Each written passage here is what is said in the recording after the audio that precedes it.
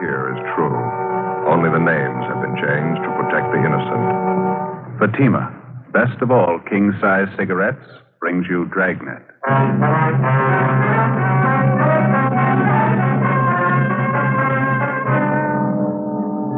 You're a detective sergeant. You're assigned to homicide detail. An elderly man is found dead in the living room of his home. There's a single bullet hole in his chest. On the surface, it appears the man took his own life, but the evidence points to the opposite. Your job? Investigate. More and more smokers coast to coast are saying this about king-size Fatima every day. They're different. Better. They are different. So pleasing. Yes, in Fatima, the difference is quality. You see, Fatima contains the finest domestic and Turkish tobaccos superbly blended. And Fatima is extra mild, with a much different, much better flavor and aroma. Compare Fatima with any other king-size cigarette. You'll find Fatima gives you all the advantages of extra length, plus Fatima quality, which no other king-size cigarette has. Yes, in Fatima, the difference is quality. Next time, buy Fatima. Best of all, king-size cigarettes.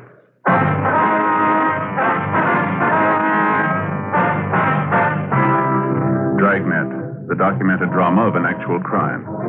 For the next 30 minutes, in cooperation with the Los Angeles Police Department, you will travel step by step on the side of the law through an actual case transcribed from official police files. From beginning to end, from crime to punishment, Dragnet is the story of your police force in action. It was Wednesday, January 10th. It was cold in Los Angeles. We were working a day watch out of homicide detail. My partner's Ben Romero. The boss is Thad Brown, chief of detectives. My name's Friday. It was 8:25 a.m. when I got to the police academy, the doctor's office. Morning. Morning. Can I help you? I'm checking in for my annual physical. Oh, okay. All right. Let's see here. Name? Joe Friday. Let's see. Friday, just like the day in the week? Yeah, that's right. Friday. Can't seem to find it. You sure you were notified? Yeah, the teletype was posted in the office a couple of days ago. Annual physical exams. My name was right near the top of the list. Friday. Oh, yeah. Yeah, here you are. Joseph Friday. That's it, yeah. Well, all right, Friday. Let's get your name down here. Okay. Age? 34. Where you work? Central Homicide. Serial number? 2288. 2288. Okay, Friday, you want to step this way? All right. Step off your shoes, your coat, and shirt. Okay. Well, they keeping you busy? Oh, pretty busy, yeah. 4,500 men in the department. Everyone has to have an annual physical. Better get you weighed and send you along inside. Doc's probably ready for you by now. Okay. Over here. Oh, never fails. Dr. Vance's office. Who's that? Just a minute. It's for you, Friday, your office. Oh, thank you. Friday talking. This is Ben, Joe. You about through over there? No, not quite. I haven't seen Doc Vance yet. What's the matter? Dead body called out by Westlake Park. Radio cars out there now. No one else in homicide to handle it? Not right now. They're pretty busy. Now, you should coming back to the office. Why don't you meet me out there? It's 932 Old Laurel Lane. All right, just a minute. Have that pad, Doc. Thank you. 9320 Laurel. I got it. What's the story? Old man was found dead in his living room. Bullet hole in his chest. Men in the radio car said at first it looked like the old man had killed himself. They're not so sure now. How do you mean? They think he had some help. 8:45 a.m. I left the doctor's office at the police academy and drove to the Westlake area where I met Ben in front of the cottage where the dead body had been found. We went inside and checked with one of the men from the radio car who was standing by. The dead man was identified as Martin Latimer, age 68, a retired owner of a couple of neighborhood grocery stores in the city. He was lying sprawled on his side on the floor. There was a bullet hole in his chest just above the heart where the slug had entered the body. There was another, larger wound in the back through the left shoulder blade where the bullet had emerged. Approximately 8 feet across the room from the body was another chair. There There was a Winchester rifle wired firmly to the top, its muzzle pointing directly above the spot where the body lay on the floor. A thick white string was found wound firmly around the trigger of the rifle. It ran through a metal ring on the stock of the gun and stretched across the room where it had been tied to the dead man's right index finger. At first glance, it seemed like an obvious suicide arrangement. Officer Harkness, one of the men in the radio car who had answered the call, took exception. I don't know, Sergeant. Maybe I'm all wet. Just doesn't gel right for me. Who discovered the body, Harkness? Next door neighbor, Mrs. Donworth. My partner's with her now. Did you fellas call the crime lab? Yeah, they're on their way out. Was the old man the only one who lived in the house here? Yeah, that's what the neighbor told us. Sure like to see what the crime lab crew's going to think of it. Well, what's the big question, Harkness? Well, I know it's none of my business, Sergeant. You fellas are the detectives. I just couldn't help but notice, though. What's that? Well, here. Now, over here, this rifle wired to the back of the chair. Yeah. Now, take a sight along the barrel of the rifle. See what you think. Right through the sight, huh?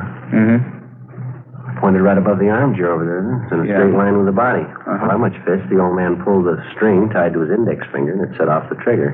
Took the slug through the chest, isn't that right? Yeah, that's what I figured. Now, here, take a look at the wall directly behind the old man. Yeah? The slug went clean through the body, we know that. And through the chest above the heart, then out through the shoulder blade. I see what you mean. Oh, here, now, take a look at this wall here. Got a mark on it. Yeah. One thing, sure, if the old man was shot in that position, the slug had to come this way. Well? Pass through his body right about this height here. Uh-huh. We ought to find the bullet hole in this wall. Right around here. Yeah, it ought to be. Not a trace of a slug there. Not much chance it could have been deflected, do you think? Well, that's what I thought. It's a 30-30 Winchester, enough power to go through a couple of plaster walls. Well, we know the slug went through the body. It's got to be somewhere in one of these four walls. Take a look over here and see what you think. All right. Down here near the corner of the wall. Where? Well, right here. Yeah, it looks like it. Ben? Something's out of kilter. The rifle never could have thrown the slug this far down on the wall. Not the way it's wired to the chair there. And besides that, it's way out of line. At least 4 feet, the way I figured here. Well, I know it's none of my business, Sergeant. I couldn't help but notice it, though. You want me to stand by outside? Yeah, okay, if you will. Would you mind checking with your partner? See if we can have that neighbor lady brought over for questioning, would you? Right, I'll check with him now. Thank you. Sure. I'm going to take another look at that rifle. Well, it sure doesn't add up too well, does it? Even if the old man jerked the gun when he pulled the trigger with that string arrangement, the slug couldn't have passed through his chest, out his back, and then hit the wall where it did. Well, stand just behind the body, will you, Joe? See if it's possible to line it up. All right, what about here? Look about it to you? Yeah, that's good. Let me see here. No, not a chance, Joe. It's way out of line. That's the gun that killed him. The old man didn't pull the trigger. Not from there, anyway. Well, there's one other chance. Yeah? Somebody pulled it for him. Lieutenant Lee Jones arrived with his crime lab crew and went to work. We put in a call to the coroner's office, and then the dead man's neighbor, Mrs. Elsie Donworth, was brought over for questioning. She was a chubby, matronly lady, about 45. She told us she'd been a neighbor to the aging Martin Latimer for more than 10 years. I take it you knew Mr. Latimer pretty well, ma'am. Yeah, I suppose. Didn't have any relatives, poor man. All alone. He was in the grocery business for years. He made some nice money, I guess. Retired about 8 years ago, sold both his stores. Had an income from a mortgage on one of them. $150 a month. Yeah, he was very comfortable. Wasn't a penny pincher at all, but he was thrifty. It was the same way with my husband, Claude. He used to say, take care of the dimes and the dollars will take care of themselves. Well, Mrs. Donworth, can you think of any reason why Latimer would want to take his own life? Oh, I suppose. The poor old man is getting along in years. For a long time there, he was afraid he was going to die with cancer. Is that so? Did Mr. Latimer have cancer, do you know? Oh, no, he kept thinking he was going to die with it. Could you come next door to my place while I get some of my laundry out? We could talk there. It's just across the yard. All right, ma'am, that'll be fine. Did you want to tell Lee Jones we'll be next door, Ben? Guess you better let Harkness know, too. Yeah, right. I'll tell him. Thank you. About that cancer business, officer, Mr. Latimer was always talking about it. Yes, ma'am. He finally went to a doctor about it. That was last week only. He came back and he told me the doctor said for him not to be so silly about it. He was a well man in good health. Well, when was the last time that you saw Latimer, ma'am? Day before yesterday. Oh, we laughed and joked over the back fence. Poor old man. He had such a nice smile. Reminded me a good deal of Claude. That was my husband. Well, I'd like to have your honest opinion, Miss Donworth. Do you think Mr. Latimer killed himself? Well, I suppose that rifle in there, that terrible contraption. Joe, I wonder if I could talk to you a minute. Yeah, okay. Would you like to go on ahead over next door, ma'am? We'll be right with you. All right, officer. Thank you very much. We'll be right there, ma'am. Yeah. Crime lab crew's having a field day. They say if the old man shot himself with that rig, it ought to make Ripley's call him. They find anything definite? Dusted the rifle for fingerprints. Didn't find a warrant. How about that? Yeah. It makes less sense than that slug buried in the corner of the wall, doesn't it? Sure does. Checked the desk in the living room. Found some correspondence Latimer was having with some woman through a Lonely Hearts Club. Yeah? Did you find any reason why he'd want to die? Pretty good reason why he'd want to live. Huh? Found a photograph. Beautiful girl. Looked to be about 24 or 5. What about it? She was going to marry him. The crime lab crew continued their routine investigation of Martin Latimer's cottage. They removed a .30-30 slug from the corner of one wall. Ben and I went next door to question the neighbor, Mrs. Donworth. There didn't seem to be any common ground at all between the evidence in the house and the information that she had to offer. As we continued questioning her, Mrs. Donworth remembered that a month before, Latimer had told her that something might happen to him and he wanted to make out a will. He asked if she would witness the will. A few days later, Latimer's lawyer came to the house and Mrs. Donworth witnessed the signing. At that time, she said Latimer made the remark, "I don't feel like going on much longer anyway. If death means arrest, I think I deserve one." Mrs. Donworth kept busy with the laundry while we interviewed her. Could you let me get by to the mangle, officer? I have to get some of this ironing done. Yes, ma'am, I'm sorry. I'm afraid there's one thing I don't remember you telling us, ma'am. Did you hear anything out of the ordinary going on next door, or this morning or last night? No, nothing I noticed anyway.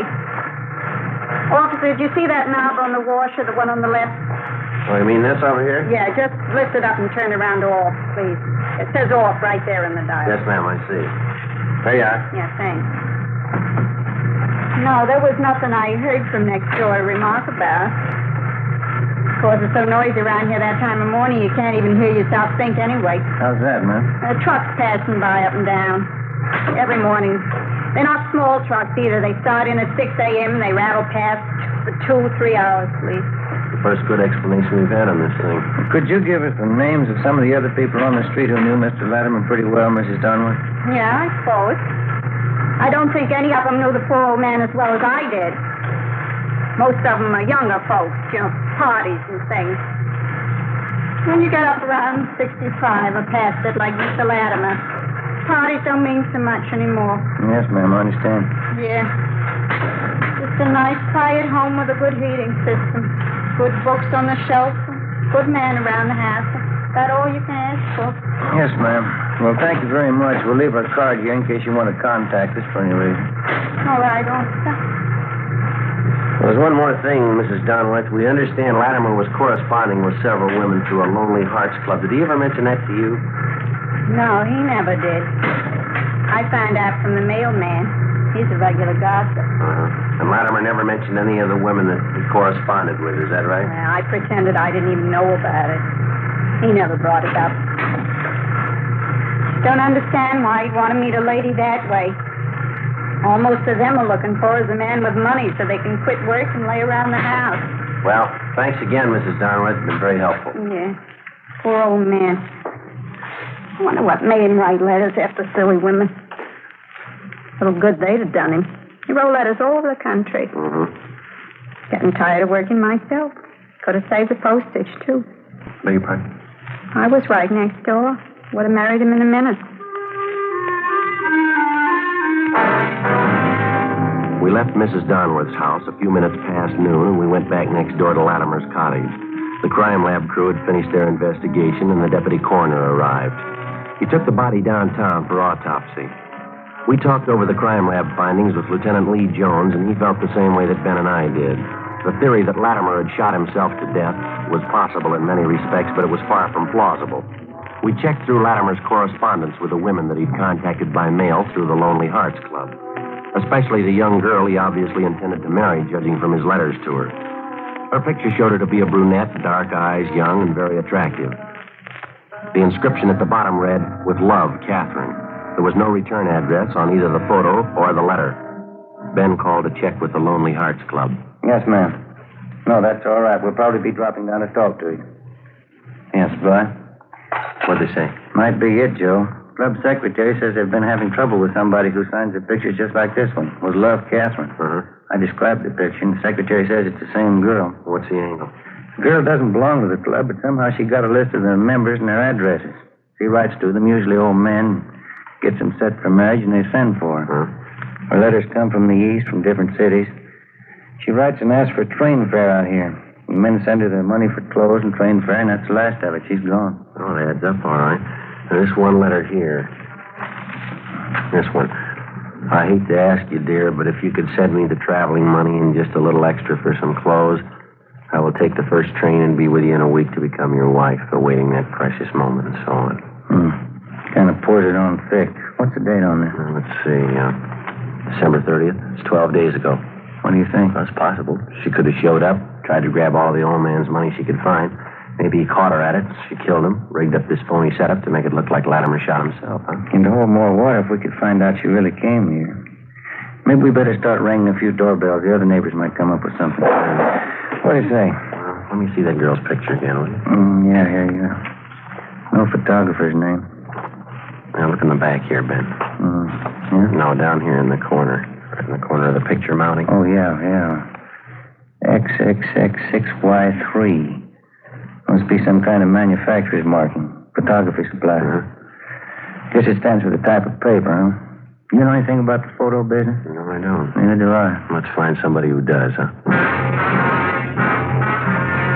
Before we drove back to the office, Ben and I covered the rest of the neighborhood and talked to everybody who knew the dead man, Martin Latimer, even remotely. They told us nothing that we didn't already know. There'd been no strangers seen visiting the old man. No one had noticed anything out of the ordinary in Latimer's daily routine. 3 o'clock that afternoon, we checked with the police photo lab.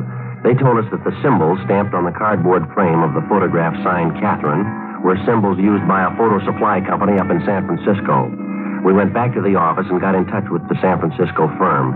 We were told that the symbols indicated the style and the size of photographic mounting, and further, that this particular type of mounting was distributed only throughout 7 western states. They gave us a list of 18 photo studios in Los Angeles who kept that particular mount in stock. It was a long chance, but we started checking them out. Meantime, we'd run the girl through R&I and gotten out an APB, seeking information on her. 3 days later, Ben and I had checked out 10 of the 18 photo studios on our list. The 11th was the M&Y Family Portraits on Melrose. Yes, sir. Can I help you? Police officers, would you mind taking a look at this photograph here, please? Let's see. Would you like an enlargement? Got a special price on enlargements this week? No, sir. We'd just like to know if you can identify this girl, that's all. Oh. Well, do you recognize her at all, sir? I know her. Sure you wouldn't like an enlargement?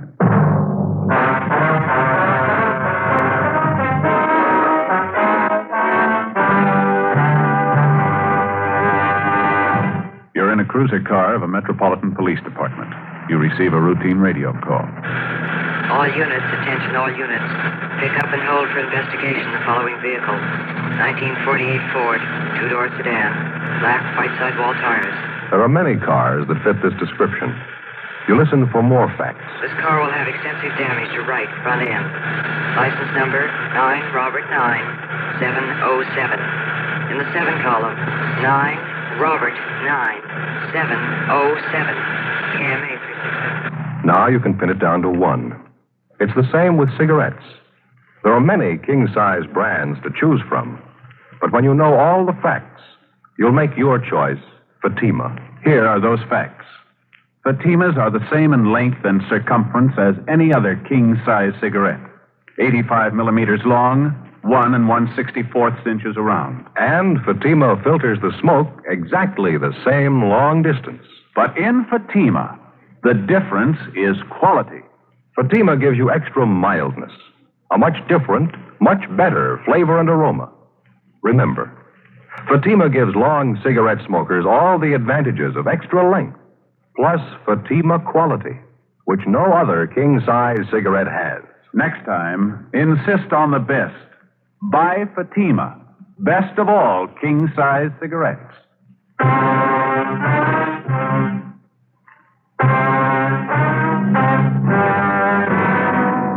Saturday, January 13th, 1:35 p.m. We showed the photograph of the girl to the proprietor of the photo studio on Melrose Avenue, and he identified her as one of his customers. He told us her name was Doris Chambers. She was 22 years old and a postgraduate student in chemistry at the university. She came from a fairly well-to-do family, and her father was the president of a local neighborhood bank. She didn't even come close to the type of girl that we were looking for. We got the address from the photographer, drove out to the home, and interviewed the Chambers girl. She gave a younger appearance than she did in her picture. She couldn't recognize the handwriting on the photo, nor did she understand the inscription with Love, Catherine.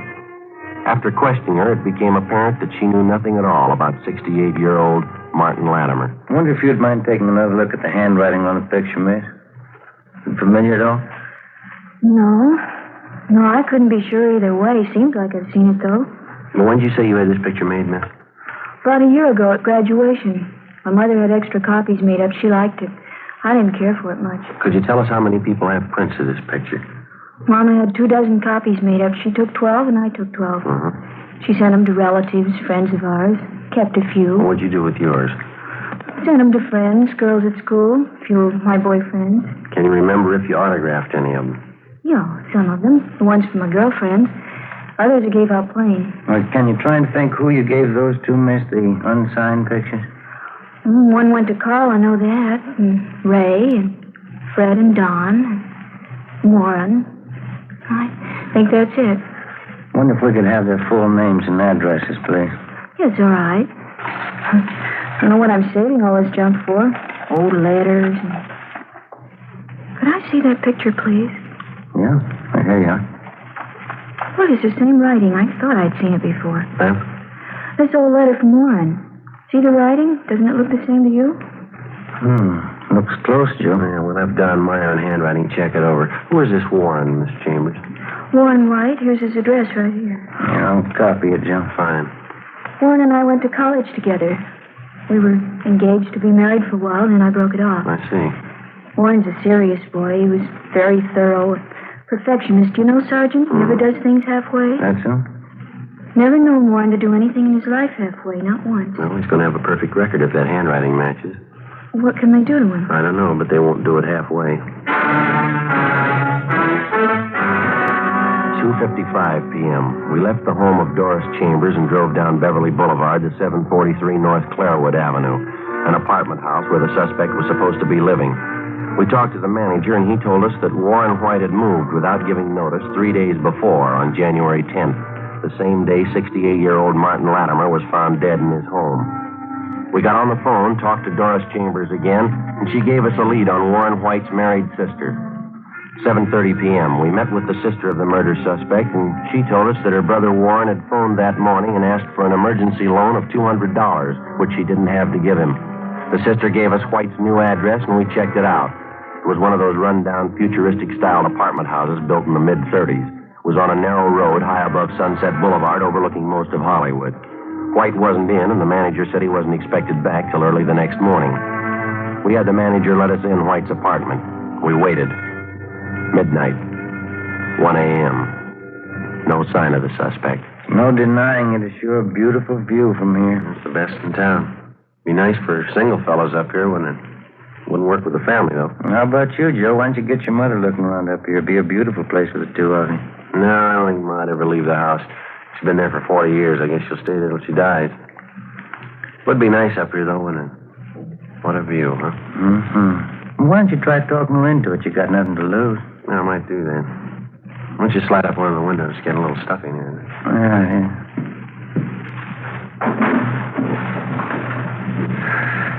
Oh, smell that air, huh? That's great. Yeah. What time you got? 1:45.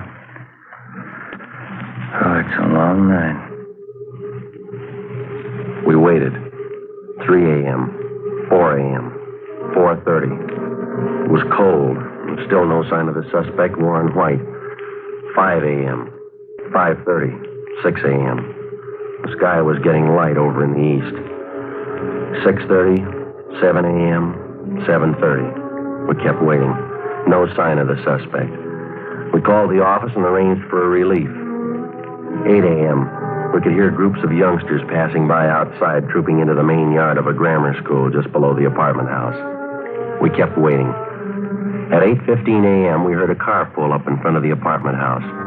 Footsteps came down the driveway, up the path, stopped outside the door. We heard a key turn in the lock.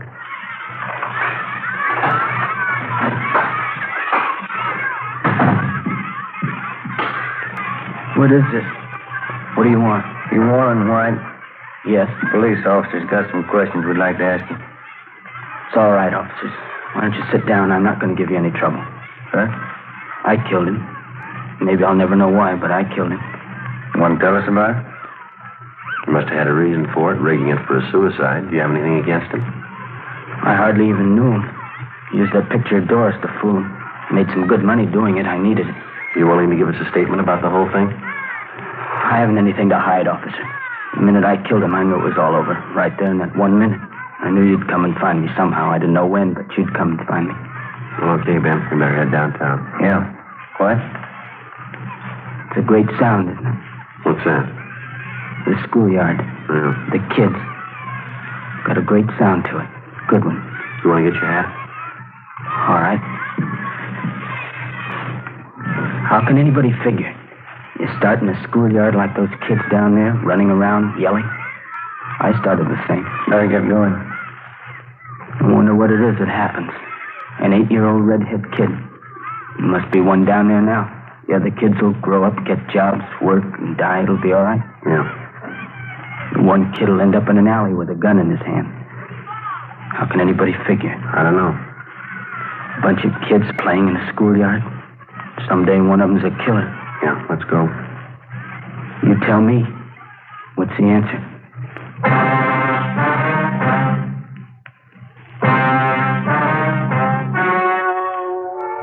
The story you have just heard was true. Only the names were changed to protect the innocent. On April 2nd, trial was held in Superior Court, Department 88, City and County of Los Angeles, State of California. In a moment, the results of that trial. And now, here is our star, Jack Webb. Thank you. Friends, it's come to my attention that some people have a misunderstanding about the cost of Fatimas.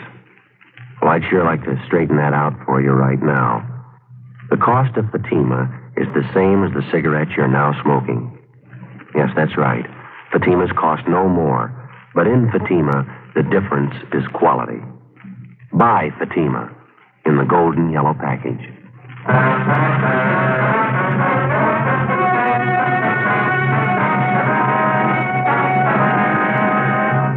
Warren Thomas White was tried and convicted of murder in the first degree. He received a sentence of life imprisonment. He is still serving his term in the state penitentiary, Folsom, California. Ladies and gentlemen, to build our strength against aggression, we've got to equip our armed forces with weapons of war and at the same time produce plenty of civilian goods so that we can keep prices down. Remember, the better we produce, the stronger we grow.